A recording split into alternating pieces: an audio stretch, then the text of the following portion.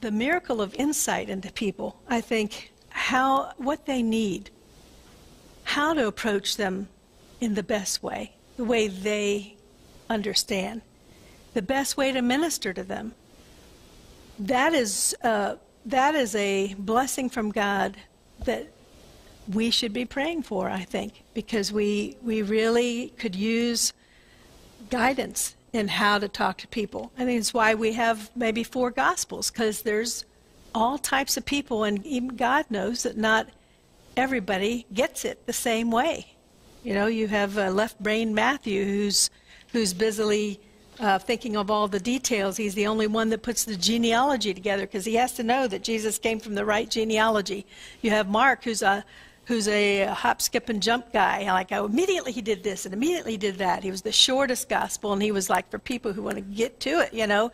Then you have Luke, who's a doctor, very analytical, wants to put things in the order and in truth, and so he organizes and researches and puts a lot more about healing into his. Then you have John, who was the youngest of the disciples, and he was more in the background, the meaning to everything.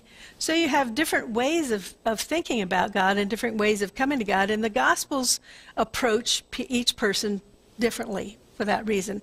In fact, 2 of the Gospels weren't even written by the disciples that, you know, like the only real disciples that were with Jesus the whole time were Matthew and John.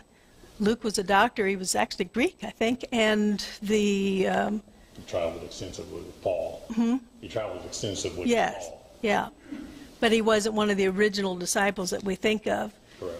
And neither was Mark. So, anyway, in our homes, regular habits of spiritual, personal, family worship are to be encouraged.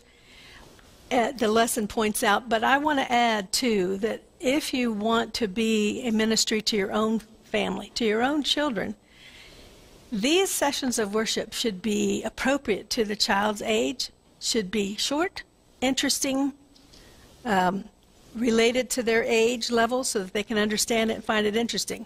I mean, I know a lot of people who grew up in religious homes and had worship and were totally turned off by that worship.